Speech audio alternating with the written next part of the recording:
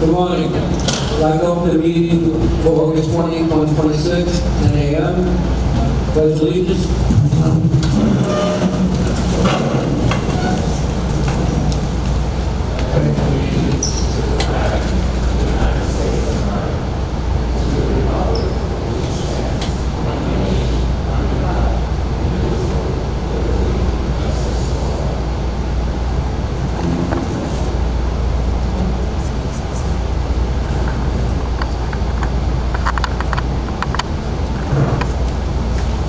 Thank you.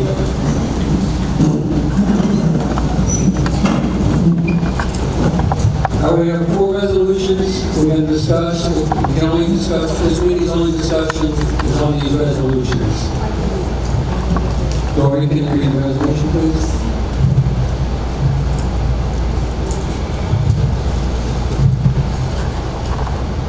Okay, can you hear me? Okay, resolution number 2026-08-2001, approving the pedestrian bridge replacement.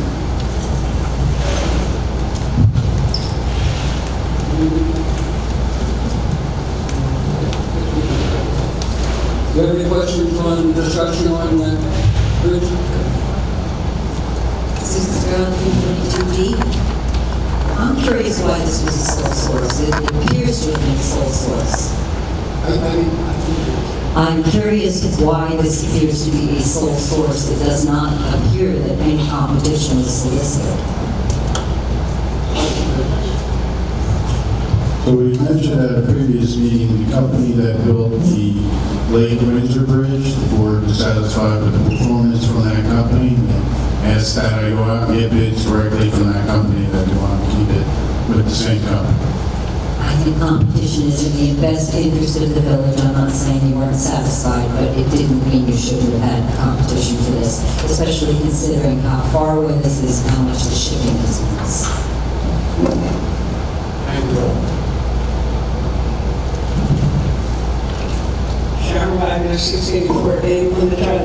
Following up on what Susan said, I have the same issue with this, and I did a little research, and there are 4 companies right here in New Jersey, which would have saved us almost $4,000 in shipping that bridge. So I want to know why this board does not do research, why we are dumping this in his hands. He is not the boss, the board is. This is beyond irritating now. And I'm hearing all kinds of rumors about what the maintenance increase might be.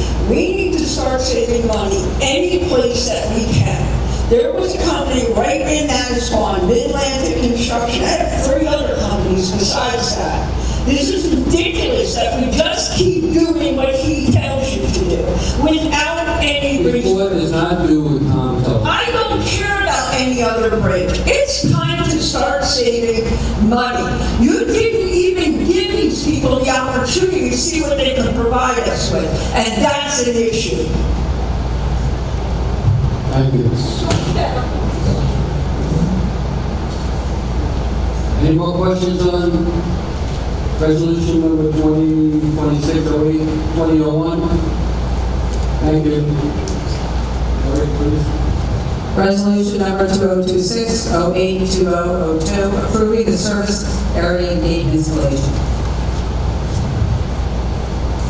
Once again, the resolution before the board is for installing the automated service gate at the service area. The resolution itself contains 2 proposals from fence companies, Tico Fencing and Carl's Fencing. And additionally, there are proposals from our current access control contractor, Control Systems, as well as our underground contractor, Lower Underground. The board is looking to approve this project and awarding the project to Tico Fencing, Miller Underground, and Control Systems. Any questions on this resolution? It's still me, Susan Stroud, 342D. Yeah, I have a couple questions about this. What exactly are you hoping to achieve with this kind of gate? As opposed to one that has accountability, that can track who comes and goes, It doesn't appear that it's providing any additional security for our assets or any additional oversight of who's coming and going in the yard. This is the transponder option. Yeah, so all transponders are tracked, so everything is coded and they're assigned to a particular unit. Whether it's a, key code, car, transponder, they're all trackable and they can be deactivated. And these are not like the transponders that we had when the gates were operated by They're similar, very Well, similar. those aren't trackable at all. Through working, they were trackable, yes. Oh, no, when I came in and I moved in here, those transponders, I think 3 times I was given a transponder that didn't work. And every time I went back in, she would rummage through a box and hand me another one. That was not tracked to me. We had the codes, we put them in the system, we assigned them to the accounts. We knew who had what transponder was. I don't see how that was possible. It looks like, I'm not sure I understand the statement that we required proposals from the association's access control and fencing contractors. So we have 2 fencing contractors that are the association's official fencing contractors? So we have contractors that we've used in the past that have been vetted, control contractor, control systems, does all our controls for the gates, the rooms, the fitness rooms, the pools, etc. Miller Underground is a very small company. We don't use them often, but anytime we have to do an underground shoot, we use them. So we're not looking to expand our contractor base or try to get any kind of competition. Even an established contractor that has done this year, if they're facing competition, maybe giving us a better price because they're anticipating competition. So it looks like you competed the fencing, but the control systems and conduits were not competed. Is that how that worked? We need competition, we need competitive bidding. Yes. So, Any more than one bid. Right, so control systems is been your control contractor for a number of years. The board, if they ask me to go out and get another contractor, I'll go out and get another contractor. Proposals were sent to the board, they've had it for well over a month, they've discussed it, and asked us to draft a resolution to move forward with this project. Okay, so the proposals come after solicitation. You did not solicit offers, other than the fence part of this, you did not solicit more than one offer for the conduit and for the control system.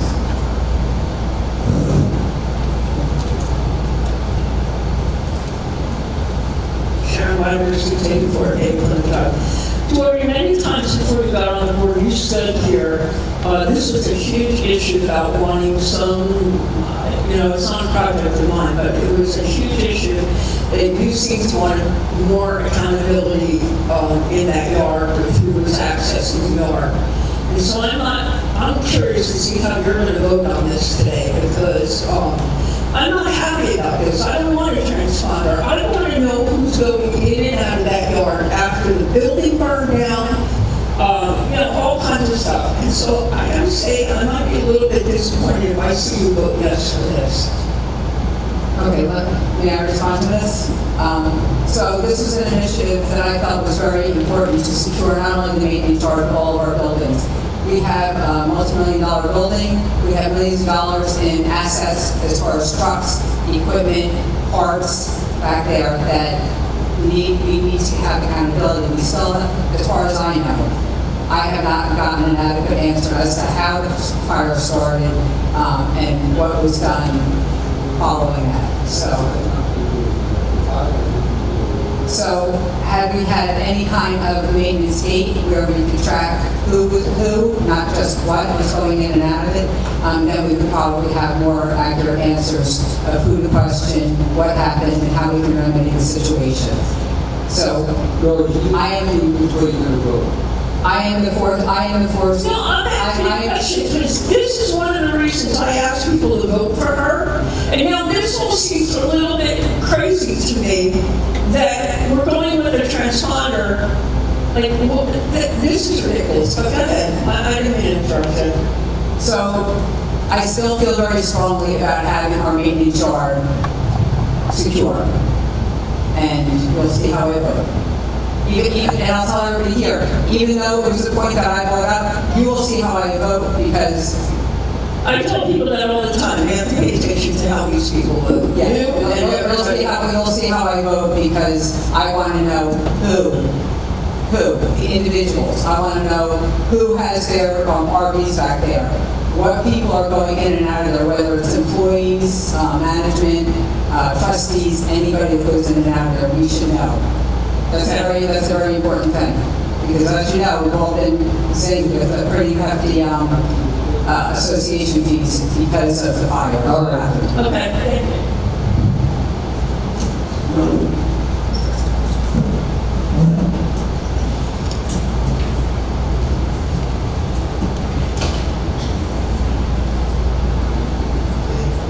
And then it's 168. Just a question regarding what these two ladies have said. I'm not too savvy with this, and I understand it would be very good to have who's coming in the company and the service area. But I'm not too savvy on a transponder or, so we're really looking for who goes in and out of the service area. Mostly it'll be people who are servicing the whole area. So is that like, could they have, so if somebody goes into the service area, as a worker will know that every day? I mean, how does the transponder work? So how do you keep track and then somebody else? I don't know. Is that I'll answer that. So currently, it's just a manual gate with a padlock. And many issues that we've experienced in the past is particularly after hours on the weekends. You have residents go down to the gatehouse, they're supposed to sign out the key, get to their RV. And we've had issues where the residents took the padlock, left the gate open. So during that time, you don't know who's coming and going in that yard. The board asked that we get proposals to secure it a little better. It's an automated gate. Obviously, during the day, we're not going to have it opening and closing automatically. It's going to remain open during business hours, but the key thing is after hours, during the weekends, etc., that it's secure. Now, the transponder would be assigned to anyone that already has a rental spot, and some of our key employees that respond to after-hours emergencies such as plumbing, electrical issues, things like that. The transponder would open the gate, and it documents that transponder, who it's assigned to, what time they went in there. You don't need the transponder to exit. It should pick you up when you're exiting the gate, similar to gate 1. That's reasonable, yes. The other thing too, on this with the bridge, is this the bridge at the Lake Water that needs to be replaced? There's two bridges that are still wooden bridges. There's a small bridge that goes on Plymouth that goes out to that small island with the gazebo on it. And there's another one that is at the end of Plymouth Drive, and it crosses over to Huntington Drive area, Lakeland. I agree with what they were saying about more competition to find out any better price for the bridge replacement too.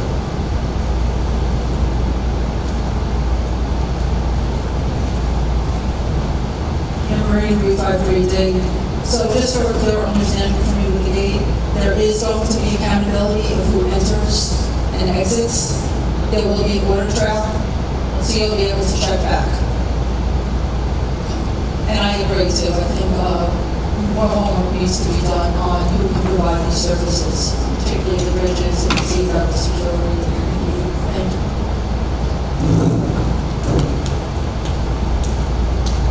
Green Barrett 295A. Both suspensions, what is this? Reserve fund? What is all this money on? Reserve fund? Yes, We've never seen this in the budget. It's like each one we got new stuff to spend money on. yeah, so these are capital items and we're going to have a capital reserve.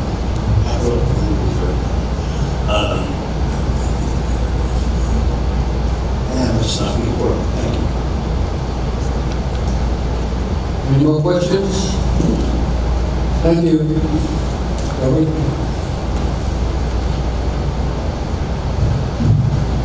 Resolution number 2026-0820-03, approving merit security to provide gate guard services for the 26-27 calendar year.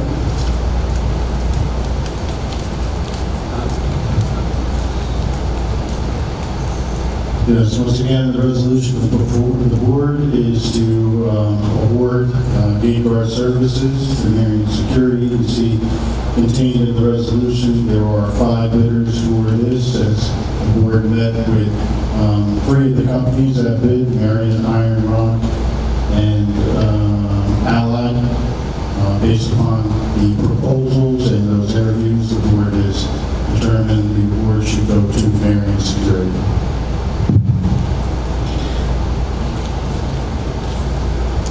Number 8353D, Tom, is this the same security system we currently have in place?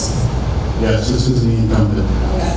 Next quarterly meeting, I had brought up what we're looking into. I mentioned 2 guests arrived and the gatehouse person told them that there was a break-in in the home. You were going to find out. A week ago today, I saw you in administration and you're still waiting for an answer from them. Have you heard? Yes, I have. I can speak to you after the meeting about it, unless this is a question directly about the resolution. Well, I guess for Mariners, it took them over 2 to 3 weeks to get back to you on an answer. That's a concern for me. It was a little less than 2 weeks, but yes, they had to research the guard to find out who and what day that was that they spoke to. But once again, I can speak to you in more detail after the meeting. Okay, you couldn't do it right now publicly, so everyone knows what's going on here. Well, it's not one of the resolutions. I just think it's sort of safety because the house was broken into and the guardhouse was telling guests of mine about this and we have no knowledge of it. So I think as residents of the village, we need to know what's going on, particularly if the gate guard knows about it and we have no knowledge of it, nor did the board. I think it's very important that we know what's going on within our residents. This is the first time hearing about it, so I would like to expand on that. Thank you very much. My question would be, clearly, He's gonna talk. So, when speaking with the supervisor for the guard, the question was about the visitor IDs. So they do not accept the visitor IDs that you're giving out. They're basically a pool pass. They have no picture on it. They're not accepting visitor IDs for entry into the community. According to the supervisor, the guard didn't mention anything about break-ins in the community. If we would have gotten notice if there was some sort of ongoing issue that involved multiple units and break-ins, I'm sure Lakewood PD would make us aware. Tom, I'm not a liar. I had 2 people calling at the gate. I'm not saying As they you were are. in, he said he didn't say anything. I didn't say it. He said it. I'm not calling you a liar. I'm just relaying what I heard. I understand, but that is not accurate. 2 people on 2 separate days. As soon as they were into the village, they called me and said, were you aware that there was a break-in and a house was in shambles? That is what the gate guard told them. So he probably told him he didn't say anything to save his job.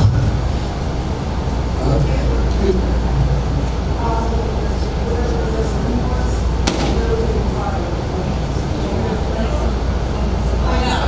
So, I mean, I feel that Tom and my guests are being made a liar, and I'm not, and they're not. They were concerns. Once again, I'm not calling you that. I'm just saying, if there were multiple break-ins, 1, not multiple, I said 1. I'm sure Lakewood PD or the resident themselves would get us aware of it. I don't know if it was a legal renter or someone who shouldn't have been here, they probably would not have. And I highly recommend that we get in partnership with the police department to have some kind of blotter, police blotter, of what goes on here in the village. Because like you said, if someone calls the cops and they don't let administration know, you're not going to know. The cops don't owe you any, they don't have to tell you, but I think they need to sort of blotter to let us know what is going on within the gates of this community. well, that's concerning, Dory. They have no idea about this. I mean, this is insanity, but whatever. My concern is, obviously, it's not funny, Tom, Paul. It's not the least bit funny to me. My house gets broken into, that's going to be a huge problem for all of you. It's unbelievable. Most of these trustees have access to the Connect page. I'm on that page. I'm on my own page. Only one trustee has access to my page. But many people, even in the past week, have written concerns about this security company. You'll see it. All the new trustees see it on that Connect page. And you're going to vote today to approve a company that we're already having problems with to give them a contract again. This is a joke.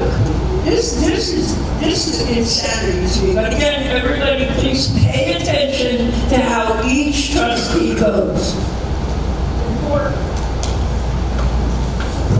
Gene Lambert, 352A. I have to take exception to your last answer. The police will not tell you what happens in this development. That was your response to my question several weeks ago, that they don't tell you if there are break-ins, if there are problems. So which is it? I can't stand when you give us half-truths or convenient answers. Well, once again, if there's a number of issues that could go on in the community that are very private, that the police are not going to necessarily. I'm not even going to finish answering your question. So if we're having multiple issues, if it's suspected drug activity, we work with Lakewood PD on that. If there are certain criminal situations like break-ins such as that, and they're becoming a problem, we work with Lakewood PD on that. But they're not going to make us aware of every time they respond in the community. They just don't. It's not that there were 5 cop cars, everybody out of their car chasing somebody that walked right by me. The cops stopped and asked which way he went. 5 cop cars. I asked you guys, and you knew nothing at all about it. I don't think the board, or especially you, cares about our safety. Pete, when did that incident happen? Okay.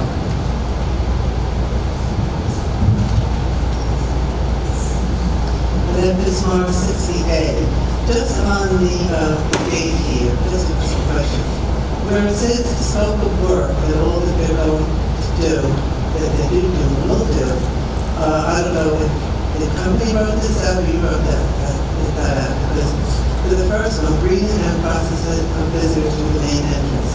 A lot of these are what they're going to do and follow up with how they're going to do it. Then you get down to the one where it says, use security monitors continually and report any questionable activity. Monitor pedestrian traffic through pedestrian gate. I've often heard, and I myself will see people coming through the gate. Not that I'm questioning that, but if you put it in particular, how are they going to do that? Because it's always there people come through the gate, and of course the person at the gate, they're busy letting cars through and everything else. So why do they write something down that they can't give an action they're going to do? If somebody passes through the gate, they can't do it. I mean, they talk about having 2 people at the gate. My thing is, why do they put things down that they're not going to do? And you're going to hear in follow-up meetings and stuff down the road, somebody came through the gate, they saw somebody pedestrian come through, what they do, where they go. So who wrote this local work? The company themselves or the board? So in the RFP, it lists that scope of work. Now, the tracking of people coming and going is really more reliant on our gate software. But they do document situations that occur, incident reports. Now, if police are coming through with their lights on or whatever, they're not stopping a patrol car and asking them where they're going. They're opening the gate. Yeah, it just seems there's always a persistent question about people coming through the gate, walking through the gate, and they look a little not suspect, but just walking through the gate like that. How can they do anything? So why do they put it even down here if they really can't do a real good job of monitoring? Partly because we don't have 2 people in the gatehouse.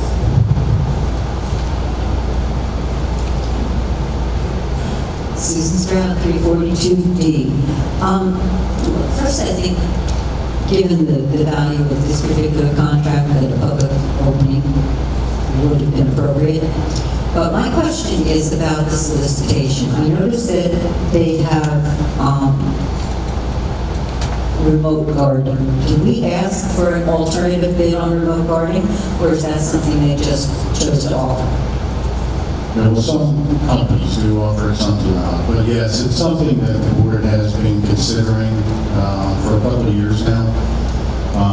We don't know if it's a perfect fit for this community, given the amount of calls that go to that guardhouse in the evening hours, but the board has been considering during the late overnight, early morning hours of the possibility of remote guarding.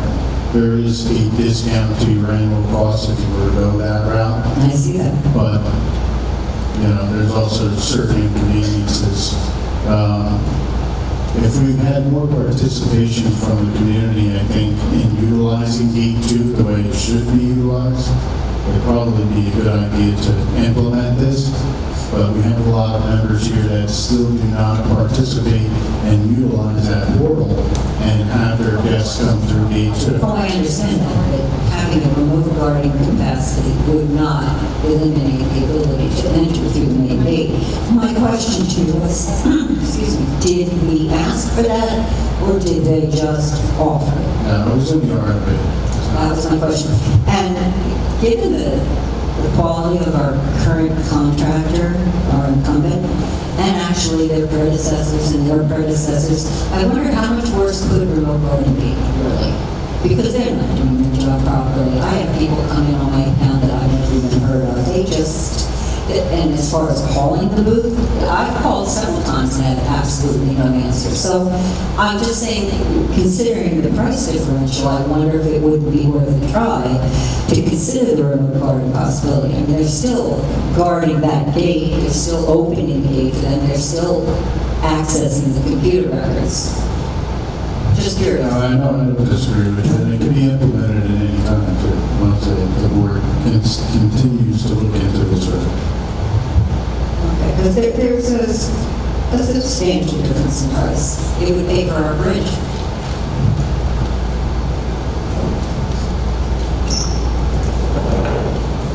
Tom, if you really cared about our security, you would do what Kathy Doherty and I do. I mean, we had done it for a while, but for a while we were getting Oprah reports that showed us 3 months in a row how many times the cops were in here, what units they went to, and why they were there. As a manager, I happen to think that you should be paying attention to that and knowing what's going on in here, giving the excuse that the police don't tell you. That just doesn't fly with me. I mean, I get that information myself. I've gotten it. I'm putting it up on the page. And people, actually, some people were aggravated with me because it showed that, like, maybe they got a fine for not picking up their garbage or something. But in this community, there was 1 year in December where we had a rash of 15 or 16 deaths in here, break-ins.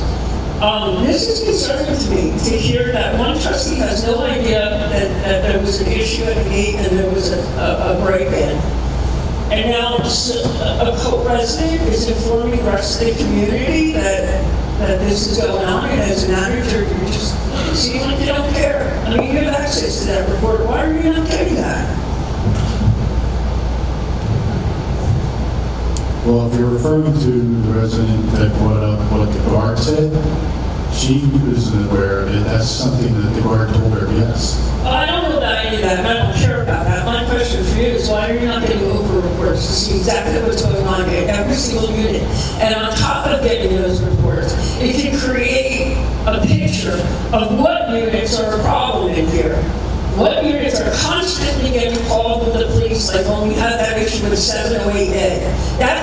That's when I started getting those reports, because that painted a picture of how many times the police were here every single day and how fed up we were up there on Plymouth with dealing with that situation. So I don't understand why you don't want to know what's going on in here. That's not the case, no.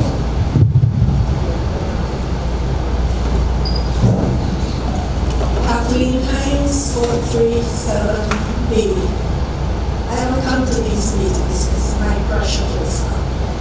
I want to commend these women for doing what they do, because if they don't, I don't come. Full on foot. I have a couple of seats, and it's not on the resolution, it's my unit with the drainage system that It was it's not a resolution, you can't talk. I've sent you emails. But that, I'm sorry. I've called the association. It's only a There's resolution. a cavity on the ground. You wanna When go it back- rains, the water goes After the meeting, It is I'm sorry, a it's the end of the meeting. potential catastrophe waiting to happen. So just give me 2 minutes. No, The monitor is after the on. meeting, we should talk to Tom about it. And we'll- When? After the meeting, right after this meeting, you would talk to Tom about it. A multi-million-dollar building was mentioned just now that we have here in this. No one was given the opportunity or an invitation to say, come and tour our building that our money built. No one, not even. There are a number of things. I'm sure we can set up a date where you can go visit the building. I mean, you know, but thank you for your time, and I look forward to speaking to Mr. Claus. Yes, please. If you have an issue, please copy, and you're just emailing one person, please copy the entire board on, so the entire board has an opportunity to make sure your issue is addressed, even though we can't speak about it because it's a resolution meeting.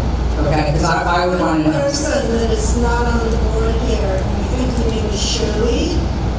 Shirley's she's not on the board. I just said that. Okay. She is one of the nicest persons working here, because my emails go out and she will email All right, back. after the meeting, Could you give me a chance? No, I can't, because this is not a resolution. Can you please wait till after the meeting and talk to Tom about it? That's how it works. I'm going to say what I have to say. No, you're not. Yes, I am. No, you're not. And I have all finished. Excuse me, ma'am. You're out of line. You're out of line. I'm sorry. Yes, you are. Ma'am, this is an open board meeting. It's our meeting. What you want to talk about is not on the resolution. We've told you to talk to Tom afterwards. So please sit down. That if I come to these meetings, I can talk about that issue. At a quarterly meeting, you can discuss that. But we're giving you the opportunity after this meeting, you can discuss it with Tom and find out what the problem is. That's all. That's all. Thank you. Can you please do that? And please, have respect. We do. I'm giving you respect. I'm just telling you, you're out of order. You're not- I understand.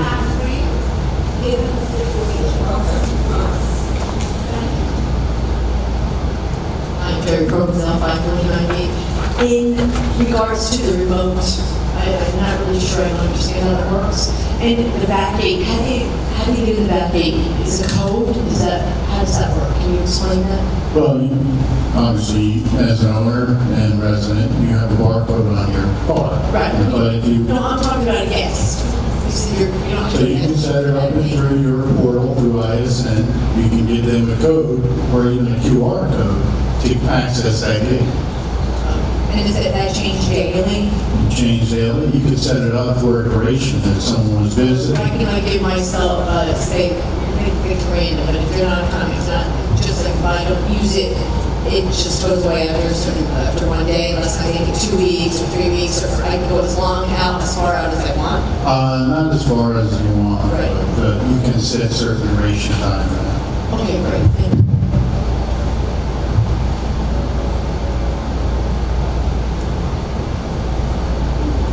Joanne Williams, 175 Sterling Court. I wanted to make everybody aware that, No, we can't hear you. is that better? A little bit closer.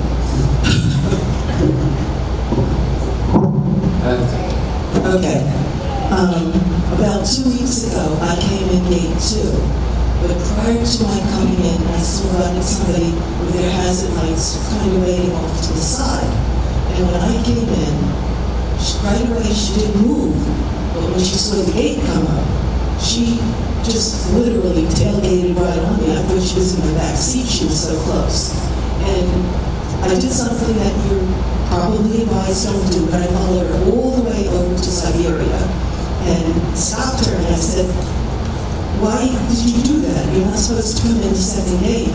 And the person actually was either delivering for, she was the delivery person, wherever she was coming from. And I'm just asking, number one, does the gate work per car?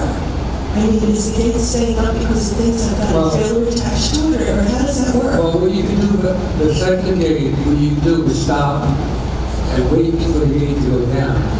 But it was staying up for her because once I got past. No, but you went too far up. Once you come through, you stop. I think that's stop before the hump, that gate will come back down, and then she can't come in. Unless she has a barcode. If she has a barcode, the gate will go back up. She said she had no idea that there was even a gate one, so The problem GPS. is a lot of the GPS sends you to gate 2. The delivery people that go to gate 2, they just wait there. They don't notice the gate 1. Well, can we put more notice out there for people like that? Because like I said, there have been other times I've seen people with their hazard lights on, but they haven't followed me in. But I just know that, people are going to do that because there's not enough notice out there to go to gate 1 or even where gate 1 is. So, thank you.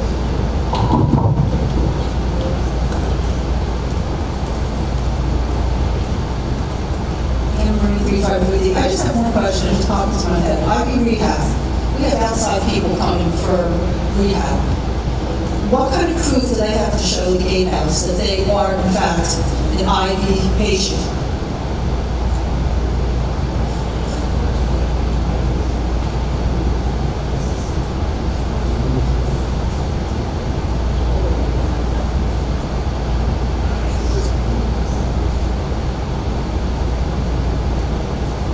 Well, I guess you can stop. So that means anyone can say, I'm going to IV, just come in. Yeah, they document the individual going to IV rehab, but due to HIPAA issues, we can't ask, if they're a patient or I understand that maybe they can have a card or something showing the gate person that they in fact belong to IV as proof instead of saying, I'm going to IV. I believe we have to.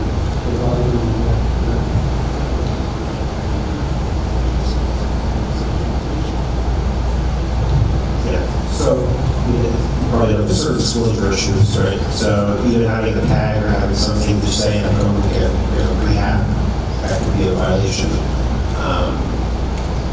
So we're okay to just, I'm just being cautious as soon as what goes on in this village, I don't know. Yeah. But I just heard that someone's purse was stolen from a house a couple of days ago. And I don't know if she reported it or not. A lot of people are afraid to report things for whatever the reason. But my concern is if we have more of these things going on within the village that we're unaware of, this can be an easy way for someone to connect with someone and say, I'll just say that you belong to IV rehab and enter our village.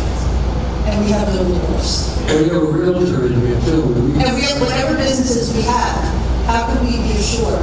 Not that I'm not saying everyone is coming in illegally, say, but if there's that one or two, people that one person or two people, another person that come in, that's all we need. So I think that needs to be thought about and how we can, safeguard our residents more. Thank you. Gene Lambert, 352A. I don't know why we have a gatehouse at all. It's not secure because anybody that wants to make a U-turn and go the other way, go to Airport Road or just west on Route 70, goes through the gate. Do the cars actually stand there and look to see if they turned around? We are letting everybody in. And I talked to you about this over a year ago, Tom. You closed the turnaround before the gate because you said something about it might cause accidents. Well, what about it might cause robberies? First, I didn't close it. We were directed to close it. This has been a bone of contention for many years, depending on which board is in place. We've been told to open it, then we're told to close it. We're told to open it. Who told? We got directed from the board. That was a board decision like 3 years ago. It was a board decision to close that that turnaround. And did the board put in a procedure to make sure that those people turned around after they came through the gate? The procedure is, if the car keeps on going, the guy is supposed to call the police and say, Do you really think they look? Really? well, gee, we could get another guy put in there and spend another $500,000. Or you could not let them come through the gate to begin with? The thing is, the guardhouse is set up in a certain position where you can't, I don't think you can see. The board has the right to change the policy. They did it 3 years ago, changed it again. Let them turn around and go out before they come into the village. Well, that could be brought up at the board. I'm 1/7 of the board. You are the board. Okay. You're talking to me. Great Matter, 295A, Malvern. It's early, and I haven't had a report. I was supposed to get back to you. I wanted to go to you. My fault, so sorry about that. The other thing is you talked about having others coming in and out of the meeting. So we have cameras. They're active. Because weekends are really busy. So they happen to be wrong place, wrong time. I see trucks, our trucks, taking out. Cars are left. Excuse me for a second. Okay, good. There's somebody on the phone back there who's going to tell me to stop talking on the phone. Anyway, that's just stuff that's going on there. But it's our trucks that are going in and out. And I don't know what happened to the majority of the members vote resolutions amendment. That was part of HOA rules. When did that go? So the board votes on resolutions to approve contracts or interpretations of the governing documents or powers that they already have in their bylaws. Amendments to those bylaws are membership approval. So there's a difference between a resolution, which the board has the power to approve, conduct board and association business, versus changing the governing documents, which would go to the association. Yeah, so because everything you talk about, we want to pass this, that, and the other, is power we have. No. It's the majority of the members can vote. What do you think they would do for this $2 million maintenance? We said no. But instead, you choose to do all things in secret. This stuff pops up, and then we've already made the vote. That's not wrong. That's not, what you're saying though is not consistent with the governing documents. And just about every community association that votes. There are certain things in certain governing documents that require membership approval.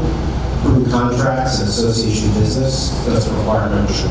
Well, yes, Replacing capital improvements that are already in the reserve study and accounted for don't go to membership approval, because if the membership votes no or doesn't approve something, the board is still the entity, the board is still responsible at the end. They have the fiduciary duty to the membership. So I understand what you're saying, but your governing documents don't require membership approval for these types of yeah, it used to be that way. I found so much of it going back over the years. Do you have an example? No, I don't know. I just know with the numbers, it's like 400 people here, like 1,000 something proxy, and it's just 1,062, that's just enough over. So whatever it was, that's all of that stuff. Something's not right here. The stuff is hidden. It's a I don't have an example. You don't have examples. So I can't really come back. At one time, there were so many master deeds, and we weren't aware of all the master deeds. So. No, I'm aware. This association has several master deeds. Yeah. It's a horizontal property regime, and they're all subject to the same set of bylaws. Thank you.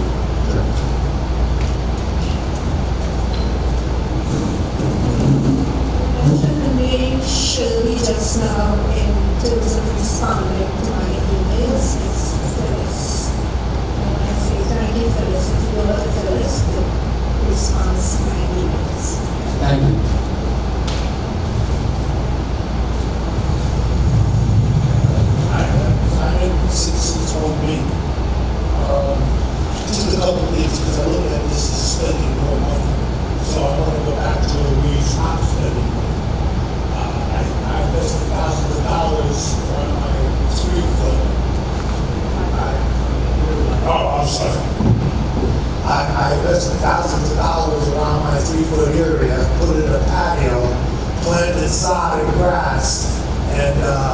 for some apparent reason, this year, we didn't do meet and beat. And I was kind of miffed because compliance came around and they wanted me to trim the bushes, my bushes, which was only one. This is not, you don't talk about the resolution. I'm talking about the money you're about to spend, and you're cutting back on money, on things. That's what I'm concerned about. You put a gate in the service area. For what? Well, what's the purpose of it? You have a gate here. Yeah, but the thing is for protection, for, people, you can't just have people going back there. They just have a key now. You get the key to go back there. I understand that, but again, you're spending more money on things that are not exactly necessary at this time. How about the beauty of the place? I drive through here, I see beautiful flowers, nice grass, and then you take a right-hand turn, it's all weeds. The worst part is the weeds are going out of the expansion joints on the concrete, which is going to create the concrete to start cracking. You're going to pay more money. Right? Okay. The only other thing I want to say is my roof needs to be replaced. The street needs to be paved. Those are right. That's not one of the resolutions.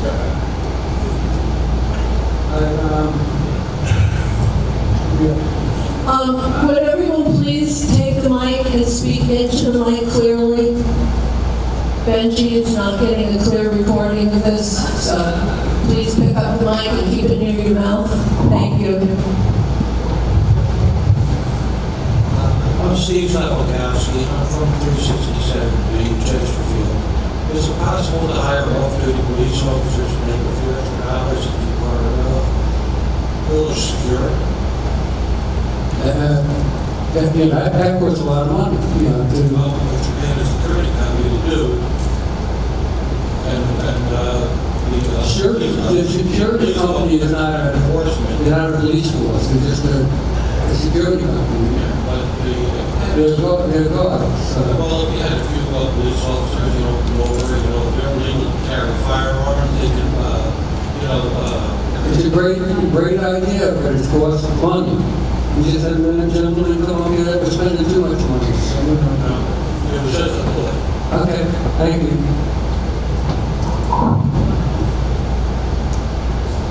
Dory?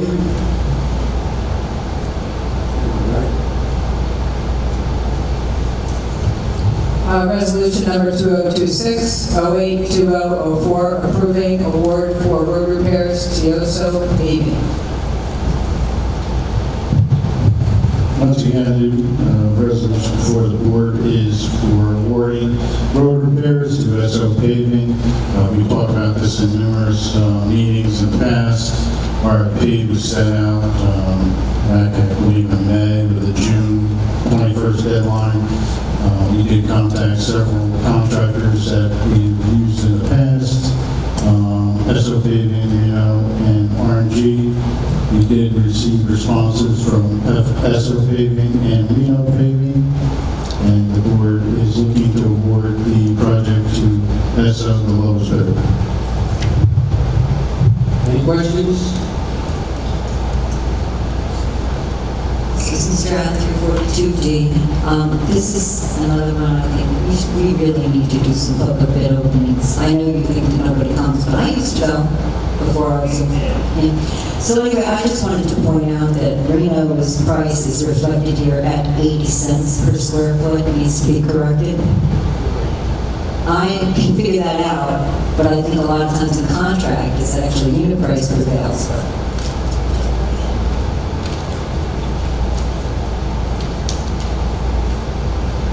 Any more questions? All right, I'd like to call this meeting to order. Roll call, please. Tom Petrucci. Here. Debbie Forte.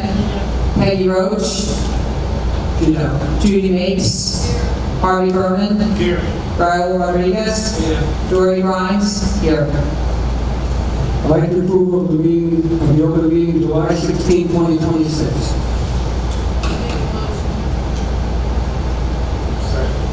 All in favor? Aye. Secretary's report. Dory, sure.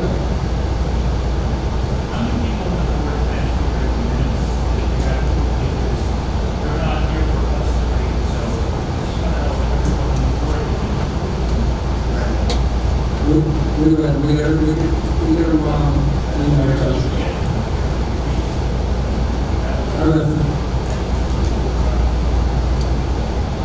all right, Dora comes to fill in for, Peggy, because Peggy's out next year. She'll be the secretary today to read the resolutions.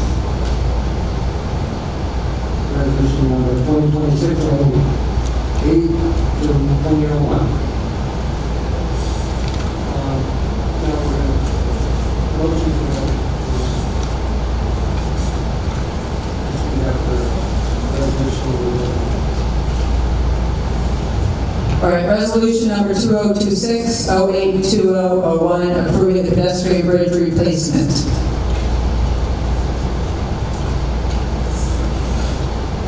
Tom Petroci? Yes. Debbie Forte? Peggy Rich is absent.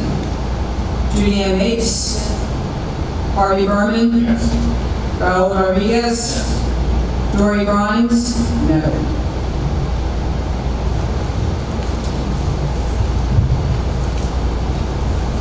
Resolution number 2026-08 to 2002.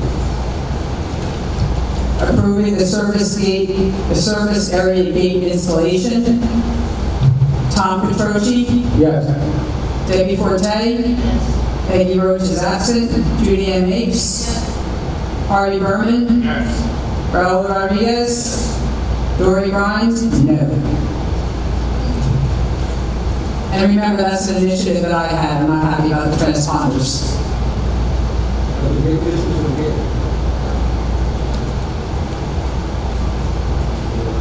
Resolution number 2026-0820-03, approving area and security to provide gate guard services for the 26-27 calendar year. Tom Petroci? Yes. Debbie Forte? Judy Ann Mapes? Peggy Roach is absent. Harvey Berman? Yes. Raul Rodriguez? Dory Grimes? No.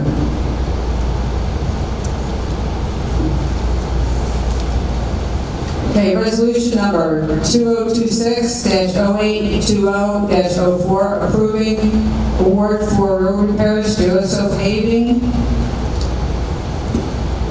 Tom Petroci? Yes. Debbie Forte? Judy Mapes? Peggy Roach is absent. Harvey Berman? Yes. Raul Rodriguez? Dory Grimes? No. Thank you, Dory. Future resolutions for discussion. You can't, well, the resolutions are, is that a resolution? Smith, 355 Dorchester. You just approved those 4 resolutions. Can you tell me what the total cost of all 4 is? I don't have that. We don't have that figure with us now. Okay, so I have 593,000. Does that sound close? Yeah, with the road improvement All probably. 4 resolutions, Yes. close to 593,000. Yes. Future resolutions for discussion, transportation.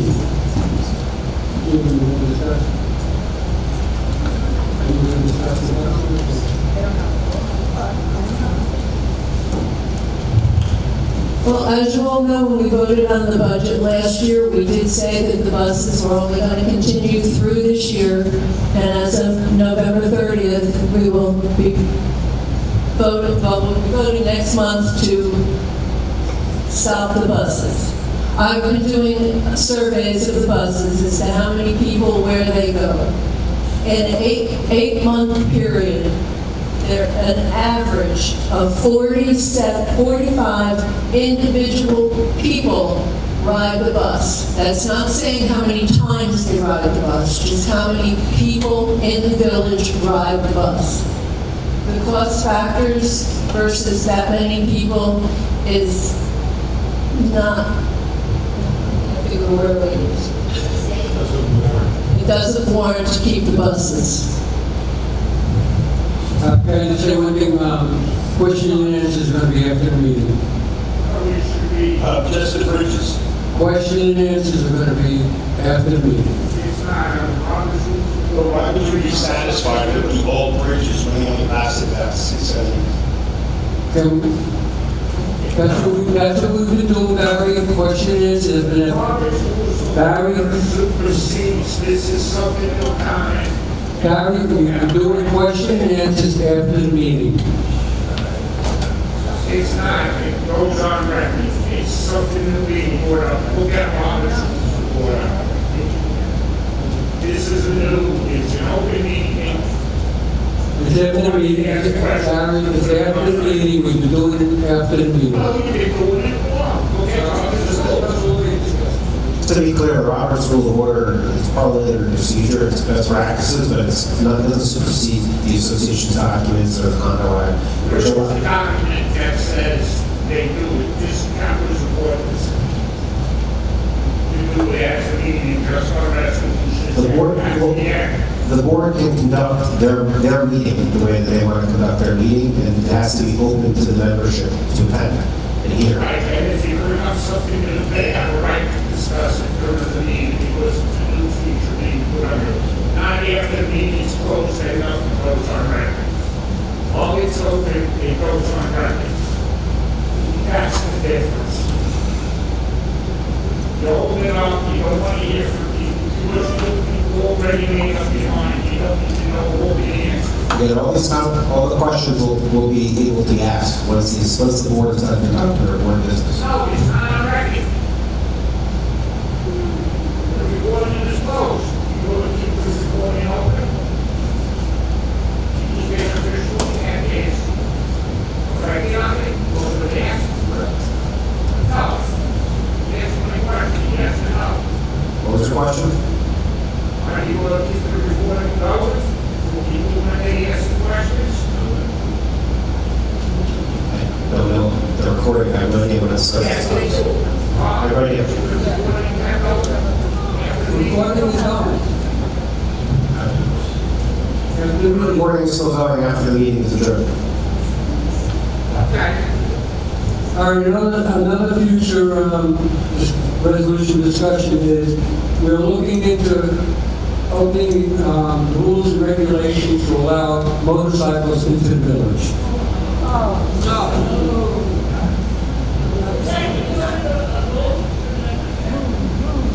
No, it goes to the vote from the board.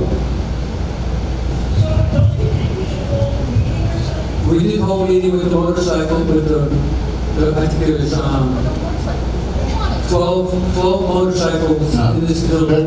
They're not voting, just through you, Chair. They're not voting on this today. They're actually just telling you that something that they're entertaining, and they're looking for public feedback.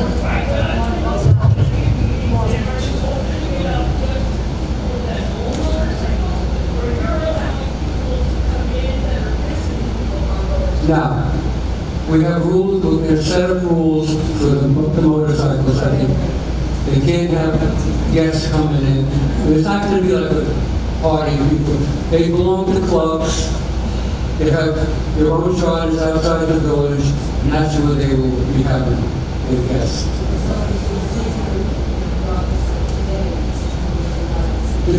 To bring it up. Yeah.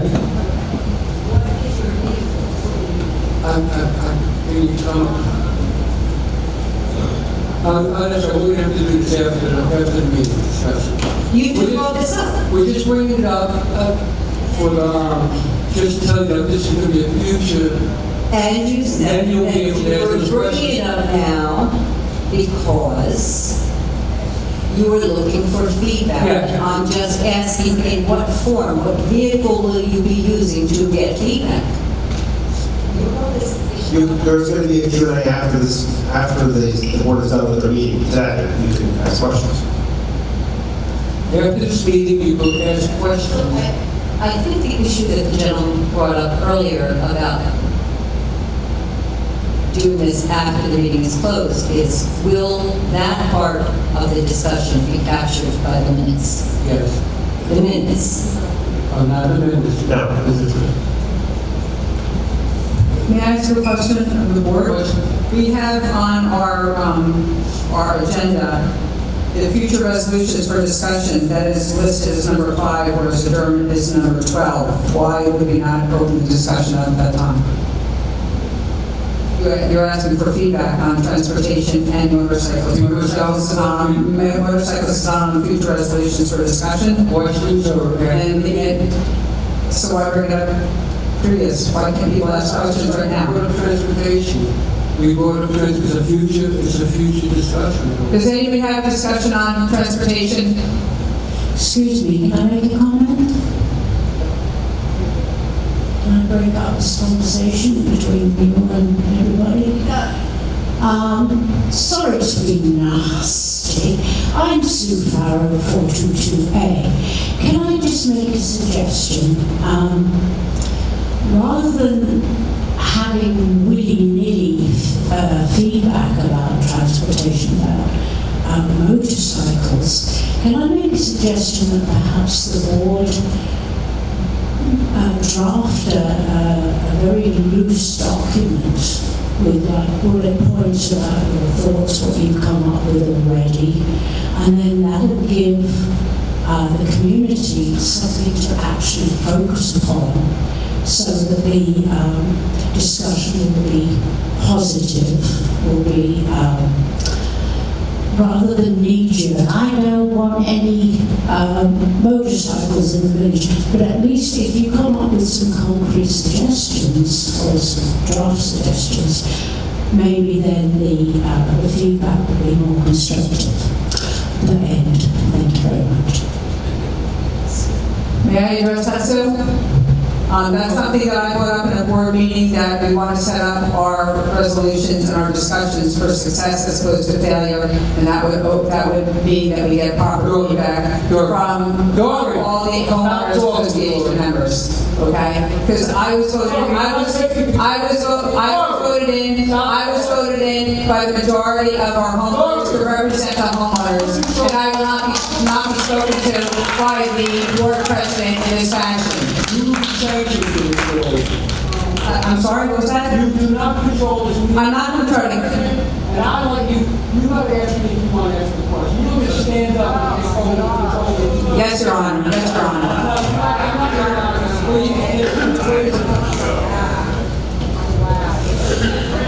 Our treasurer's report. Can I say something, please? No. What is the rush? Treasurer's report. What is the rush? Question was asked on any question. May I give my report? Yes. What are we going to do with the people that... I'm going to talk over you, ma'am, if you don't sit down. Oh, sure. Treasurer's report. Please, it's a treasurer's report. It's my time to talk. Yeah. As of this morning with the merit prize, we have $3,577,868.84. We have not done the transfers in yet for this month, but we've written checks for $82,143.71 to roof masters for new roofs. As far as delinquencies, 0 to 30, we have 270, 31 to 60, 56, 61 plus, 131, which approximately 50 to 55 are with our attorney. Thank you. Thank you, Judy. Attorney's report. All right. So the last few meetings, there was conversation about restrictions on leasing and selling units and the association's rules regarding that. And so I wanted to kind of give a general overview, because I brought to give a general overview of what the association's current policies are as it relates to selling units, who can buy and who can release. Any sale or lease of a unit requires association approval. The association has an application that will certify who's going to reside in the unit. The unit must be unit owner occupied for 36 months prior to being eligible to lease. Doesn't mean that it's owned for 36 months. It must be occupied by the unit owner. No owner may lease more than one unit in the association. So you cannot have an investor come in and swoop up a bunch of units and lease all of them out. That's not permitted in the association. association. And I think everybody knows this, but you have to have at least one resident be 55 and older in each unit, and no one under the age of 19 is permitted. Generally, that's the association's policy to ensure that it's HOPA compliant with the Housing for Older Persons Act, ensuring that it's complying with state law regarding unit owners' property rights and their rights on alienation, which means their rights to transfer property. Happy to have questions on that particular issue. Sure. I'll take a question on this one. I understand what you're saying, and I know we're talking about purchase by LLCs, and I also understand that the restriction on leasing more than one unit assumes that an LLC is going to put multiple units in one name. No, one person sets up multiple LLCs. It's the same effect as leasing multiple units by one owner. I also know that you've interpreted the municipal case that the appellate court issued an opinion on down in Berkeley and the Realtors Group. There's no state law. And my point on this issue about the change that was made to our bylaws, allowing LLCs to come in here, and they are coming, is that we did not vote on an amendment. And because it was not by operation of law, because there is no state law, that case dealt with the age of the owner, not because it was the owner versus the occupant age that was the question. We need to vote on an amendment to our bylaws. And absent a vote, that prohibition should be reinstated because there is no law that requires us to make that change. So respectfully, the appellate division that's controlling the law, so their case law is the law. You don't need legislation on it. Happens all the time. I understand the case law, but this was not the issue. This was not the issue. The issue is whether you had to be 55 or older to purchase a unit, and the federal, fair housing and older, all the rules discuss occupancy, not ownership. And I understand you can stretch and say, well, it could apply to LLCs, and you may anticipate a challenge somewhere along the line, but right now, it doesn't apply. It really doesn't. We should vote on an amendment. And it's actually affecting this village. Respectfully, my job is to interpret case law and ensure that the association is complying with the appellate division's decision, right? So I know what you're saying. I understand your interpretation of the law. I am the general counsel for the association that is here to protect the association from exposure to not create bad law against the association, right? So you're anticipating a problem? No. So my interpretation of that is that the association can adopt leasing restrictions, stringent ones, to ensure that there's no investors coming into the community. LLCs, there's a lot of LLCs that are formed here, actually, where the unit owners are occupying the unit just fine, and they're forming LLCs to protect themselves from liability. It has nothing to do with purchasing up units and gobbling them up. Well, I understand your interpretation of it. Again, this is respectfully. I'm a community association attorney, and this is all I do, and my job is to make sure that this association is protected. If the case law changes, where there's legislation to that effect, the association's governing documents will be updated accordingly, because your documents are meant to reflect the law. That restated bylaws that was approved, compiled, all the prior amendments that the membership had approved, have updated it based on the Radburn regulations, which changed. And by the way, the Radburn regulations were challenged in law, and it turned out that some of those were unconstitutional and exceeded the DCA's authority, and the governing documents were reflective of that. When this case came down, every community association attorney, trust me, I was in the room with all of them, and the interpretation is that associations can regulate occupancy, not ownership, because there's property rights that owners have on being able to sell. Okay, respectfully, I understand that as it relates to the age. I think this is a stretch. I think it's to the detriment of our community, and I actually think that association attorneys respectfully represent the board, not the people. That's not true. I represent the association. Gene Liber, 352A. Maybe I'm thick. Please explain to me how an LLC can occupy a residence. So when there's an LLC, the association has to see the incorporated documents to understand who the officers are, who the principals are, and based on that, then determine whether that's considered to be an owner and occupied or not. So the LLC, which is not a person, buys a unit. The officer, and there could be multiple officers of an LLC, one of them may or may not reside there. But the LLC does not.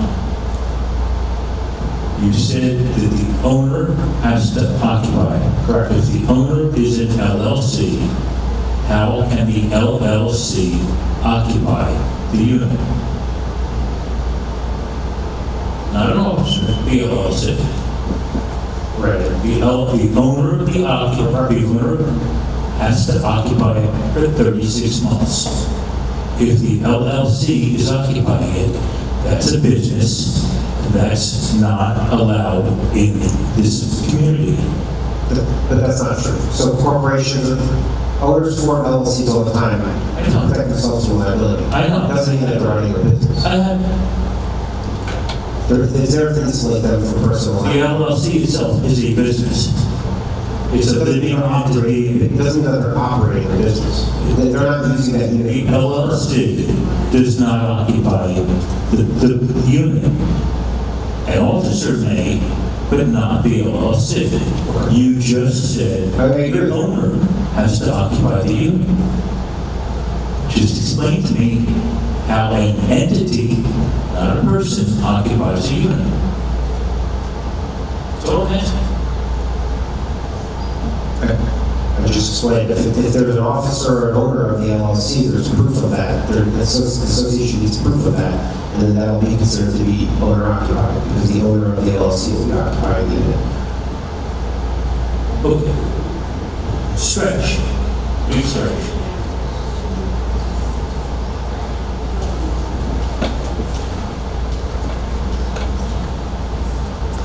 And if it's more 68, the question doesn't have anything to do with LLC, but just when you were saying stuff, I was trying to write down and catch it if I understand it. When you said, oh, this is a word. Okay, I know, I'm trying to read. Sale or lease, this is what I wrote down, requires association approval. Could you clarify that? Because, you know, I'm thinking of approval when you think of people, especially apartments like in New York, that's like a co-op, where a co-op sits and sees who's going to own the apartment or whatever, and, you know, they like the person or whatever. So could you clarify that? Because I'm, you know, we have people that move in here. Well, anyway, could you? Yeah, association approval means that the proper forms are filled out, the requisite information is provided to the associate administration. It's owner occupied, and it's, in a sense, compliant with the association's authority documents. No, there's no interview process. You're not screening buyers or tenants. Okay. So if you put this in writings, more or less, my question is, I'm looking at some things for like tax relief, whatever, and some of the questions ask, living here, is this a house, whatever, or is it a co-op? So I say it's not a co-op because it's a condo and independently. But like I said, the way you did it sound to me, I'm thinking about New York co-ops. Yeah, no, maybe, yeah, you can explain it, yeah, properly. It's not a co-op where there's screening, right? It's a condominium association. Really, it's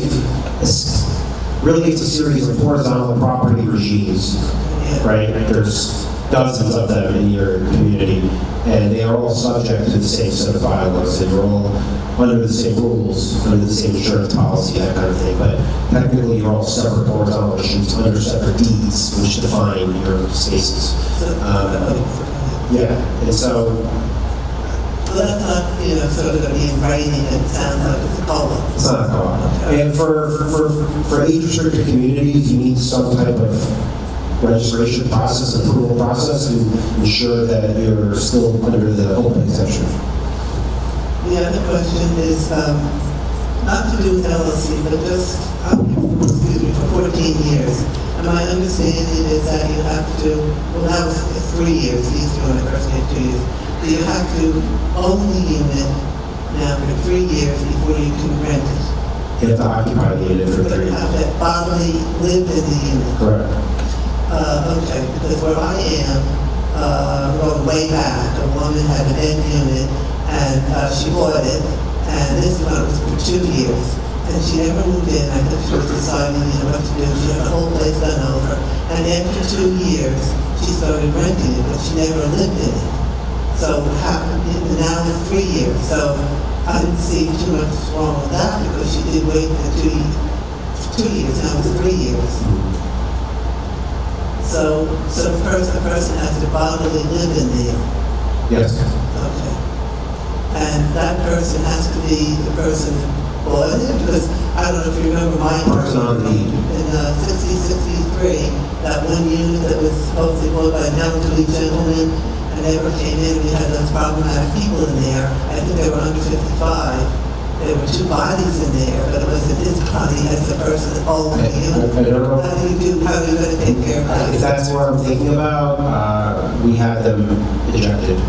Well, I know, but in the meantime, those people, No, we sued them, they left. The court ordered them to leave. yeah, I know it took a while. But we initiated legal proceedings against them in the court, kind of the association's favor. They were not evicted, they were ejected from the property. They were underage occupants.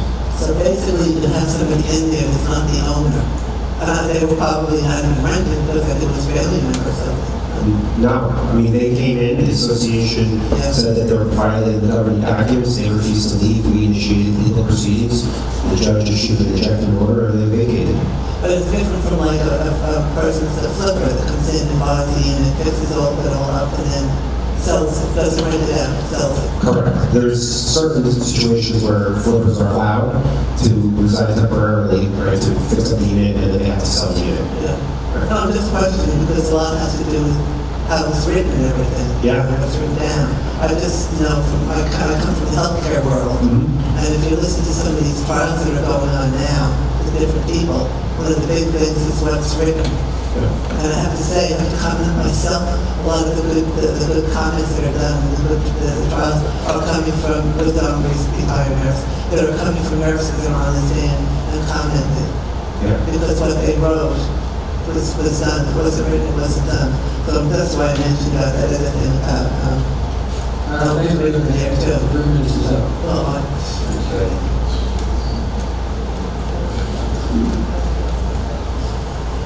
Marie 353D. Can you tell us how many residents right now, homes are being rented? How many units are being rented right now? Anyone? Around 22%. Okay. Could you elaborate, because I didn't think, the flippers, what are the rules on someone purchasing a residence and flipping it? Who's allowed to do that? And Tom, you can correct me, but I'm pretty sure it's, you have to fill out a certification that you have to 30 days to flip the unit. So you have 30 days to fix it up and then transfer the property. And the association's collecting the membership fees for all transfers. And being that, all the paperwork has to be approved from, a buyer, how are we ensuring that they, in fact, are the resident, they're occupying the units? That they're not renting it or more than the said number of, I know I always bring this up, I just haven't gotten an answer. That, they said 1 occupant, but in fact 2 or 3 occupants are living there. What are the process and procedures to make sure that after a house is bought, that is what is exactly happening? So we did discuss that with the board. There's no follow-up knocking on the door, if that's what you're asking. No, I didn't know, just what's your procedure? Right, so when they come in to register, and we have all the documentation from the occupants that are in there, or registered to occupy those units. We have their IDs, et cetera, same process as you as an owner. You went through the process so you understand it. Now, if in fact someone does bring in an additional occupant, they do come to our attention from time to time. those notices of violation are then sent. But we are not sending compliance on everyone's door to verify who's in the unit. It's just too time consuming.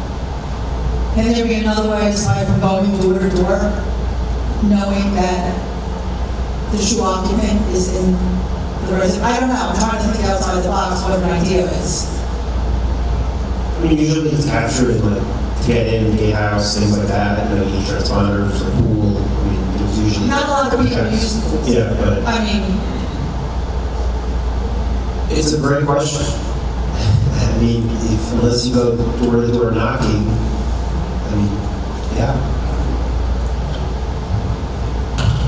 Yeah, I'm not even certain even door to door would actually capture it. I mean, even more following up on reported violations, those individuals may not be in the unit at that time that we're looking too. So it's, you know, someone denies that person living there. Sometimes it appears like someone's staying there, but they visit often too. I think we have to still think about it. And I think, you know, just from here, again, I don't know, I stay in my own little world where I am, so I don't know what is going on in other areas of the village, but it seems to me that there are more renters here that we are aware of, and that could become a potential problem. Thank you.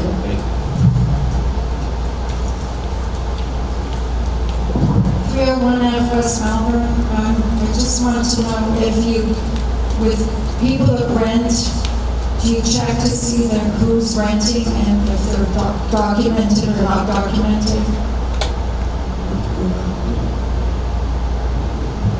Do you mean documented as far as, can you be more specific?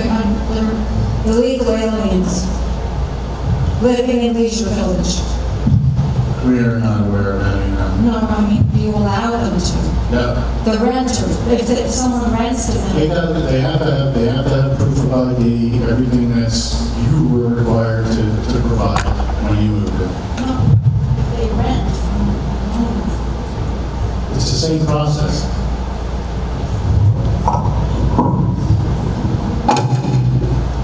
Thank you, Rick.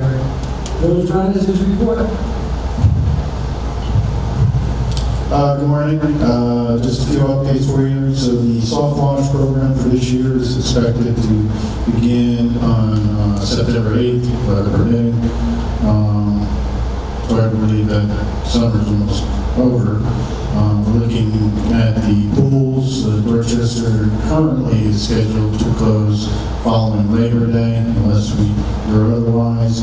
Buckingham pool usually stays open probably closer to mid-October, but once again, that's weather permitting too. Things change, whether it's cold, rainy, and it doesn't seem much reason to keep the pool open. Could have closed earlier. We're still working with our engineers on the 2026 road improvement program. We're hoping that they go out for bid very soon. The engineers feel that there will probably be 2-week turnaround on the bids, and they're pretty confident that they can complete the program before the end of the year.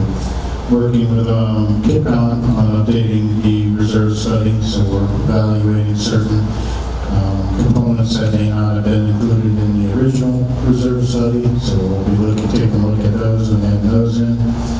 And we're working with the budget committee on the 2027 budget. Some things that are up for consideration are renovating the bathrooms at Buckingham and the administration office. So we're working to get numbers on that to see if that's something that will be incorporated in next year's budget. And we're also gathering proposals for concrete replacement. So we do have a couple of proposals in. Bids are due end of the day tomorrow. So we should have the numbers for the board to review for the next working session. And just a reminder, we're looking at some pretty severe weather, potentially some pretty severe weather later this evening. Some winds, high, heavy rain at times. So the storm pattern seems pretty broken up, so it's a little unpredictable as to when and how intense it's going to be, but certainly prepare for any high winds and heavy winds. Thank you. Thank you, Tom. Is it about Tom? For Tom?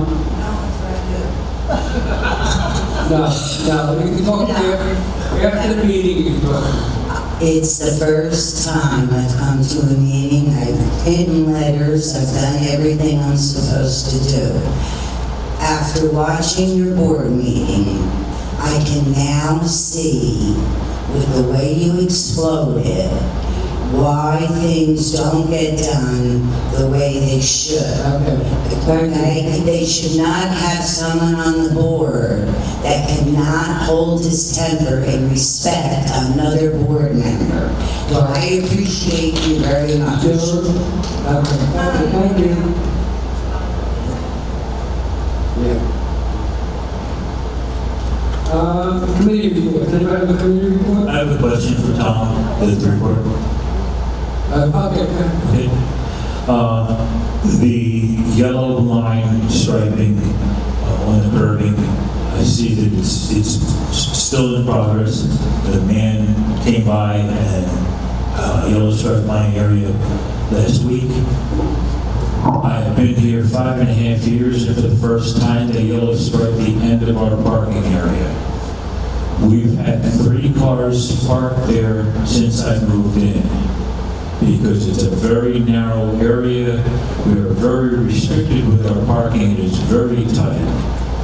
To take those 3 parking areas away because it's now yellow striped, I'm assuming that means that the compliance can come and take it and tow those cars. So therefore, I am wondering why that area was yellow striped.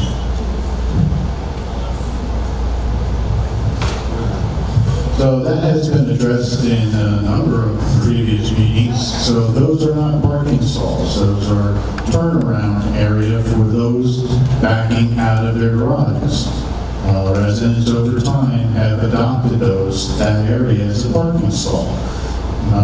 Frank had reported numerous times that during the curb painting, those areas would be painted to ensure that people can get out of their garages and back up properly. I happen to own one of the garages that is closest to that parking area. I have never in 5.5 years had an issue backing out of my garage, nor have any of my neighbors to the best of my ability. If it's a turnaround area for the delivery people, for ambulances, for police, or whatever, that's never been an issue. They've had more than enough room, but now they will not, because there's going to be cars parked on both sides of our very small drive area. It's going to be a monstrous thing, especially when one of our neighbors walks in a 3-inch puddle of water, because you guys have never addressed the issue that I've talked about over the years. But this is going to be a very big inconvenience for our 3-building area. And I would like to have it undone, since the only purpose of the area being a turnaround is so that I can get out of my garage. I am the only one that is affected backing out of my garage into the drive area. So, as the owner of that unit, I don't have an issue. Please get rid of the yellow paint so that we don't have issues for the rest of our lives. Thank you.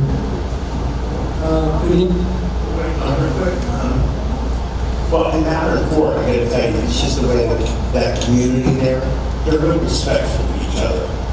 You know, it's like, we know who parks there, people know to park on the one side, out of the way of the garage. So, you know, it's a matter of common sense. So maybe Gene's neighbor needs some common sense, is it, right? Like, way out. And we've never had a problem with Amazon goes in and out and whatnot. Never a problem. 4 years ago, never. All right, thank you. Committee report, anybody? Thank you. Vice President's report? President's report, nothing. I'd like to make a motion to adjourn this meeting.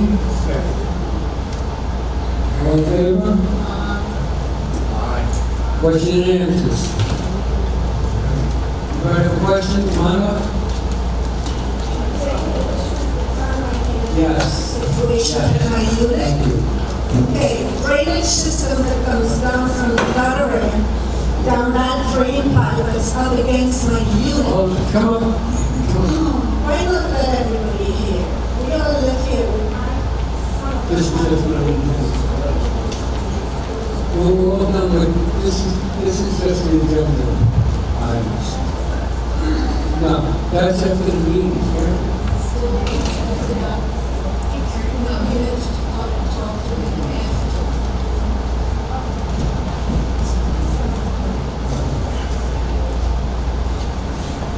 All right.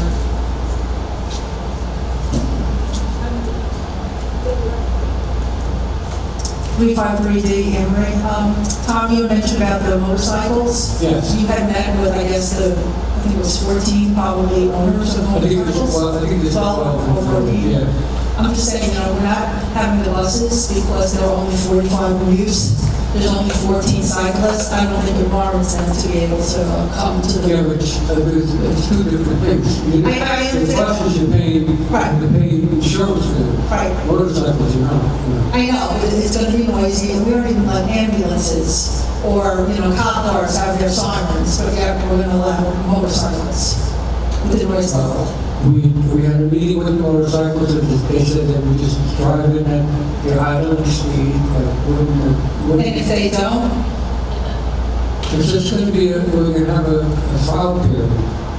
I mean, I just think it's like, the EV cars. How many residents have EV? We got those stations that, how much money do we spend on them? We're not making any money on them. We're doing for the minority. We have to look at the bigger picture, I think. Just my point of view. Okay. Thank you.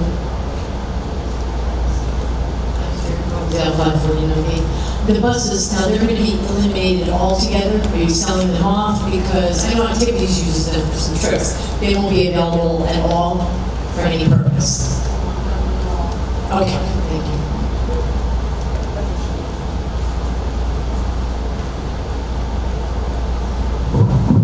Gene Library, 352A. In the great haste to end the last board meeting, that only had one item on the agenda to introduce, to vote on Peggy Roche coming in. There was absolutely no time for her to even say, "Hi, I'm Peggy Roche.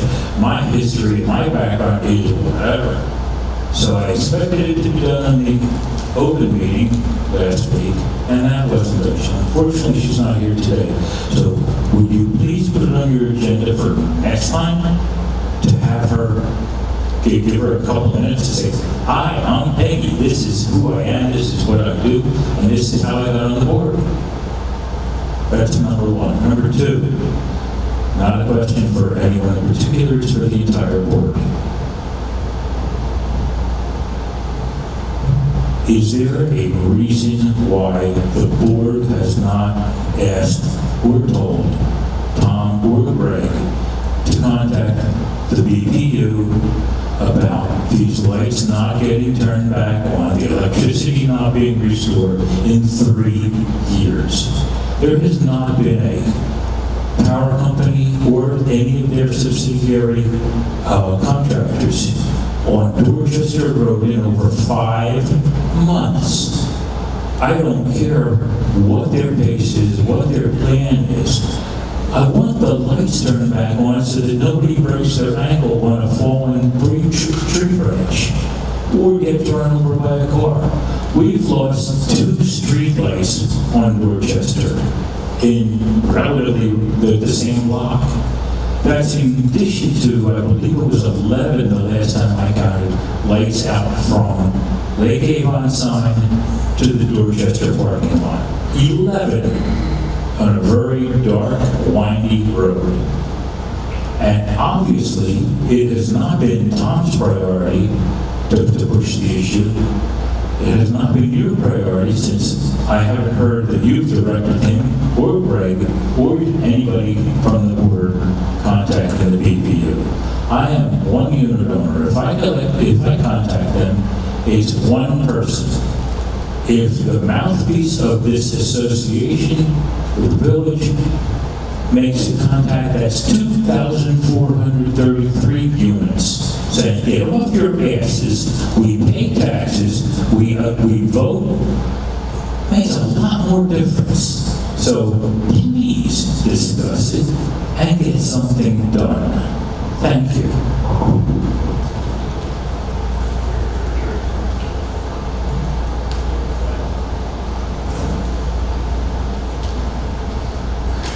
I just had a question about Buckingham Pool. Can I get a roundabout idea of the total of what it took to repair that? Well, probably right now about $8,000. And what is that for? So we had a motor that went. We had already purchased the motor. We always keep one on hand. So roughly around $2,000 for a replacement motor. When looking into it, it looked like the panel, the bus bar was deteriorated, corroded, had on station. So we had the electrician come and replace the panel. That was roughly around $4,200. We were seeing that we were not getting a total of 240 volts coming in. We had around 230, but once the motor was under load, it was roughly around 210. So really the motor needs 230 volts. We contacted JCP&L to see if there was an issue with the transformer. Why we were not getting a solid 240. They informed us that the transformer feeding that area is rated 208 three-phase. So at some point in the distance past, the pump room was converted to single phase. So when they did so, it was only at 208. So the new motors are regulated at 230. We ordered the transformer to transfer the voltage from 208 to 240. So now we have a solid 240 going to the motor.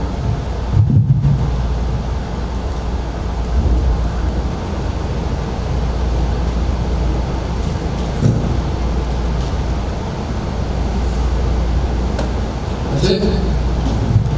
All right, thank you. See you next month.